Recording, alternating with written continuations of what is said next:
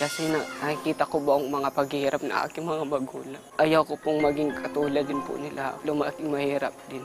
Paano matutugunan ang hamon ng kahirapan? Bibili ng pagkain, noodles, minsan itlog.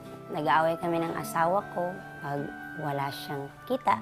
Kasalatan, mitsan ng away ng mag-asawa, paano matutugunan? Latin word siya na babasahin mo. Every time na pag magkakaroon kami ng problema sa negosyo namin, tatawagin namin siya. Dumepende lang kami doon. Lahat ng hamon sa buhay, hinanap ang katugunan sa kapangyarihang itim. Makakita kaya ng liwanag? May nag-advise po kasi sa akin na huwag mo na ituloy kasi nga hindi pa rin po kami prepared. Hindi nga itinuloy ang pagbubuntis, subalit sa kasamaang palad, namatay ang kaisa-isang anak.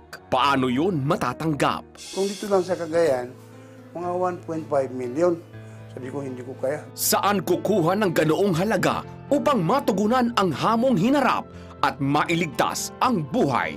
Samot-saring dilubyo ng buhay, kalamidad, kahirapan, sakit, kaguluhan. Paano matutugunan ang mga hamon sa buhay? Alamin yan dito sa ating special telecast. Tugon sa hamon ng panahon. Miyerkules alas 11 ng gabi sa GMA News TV.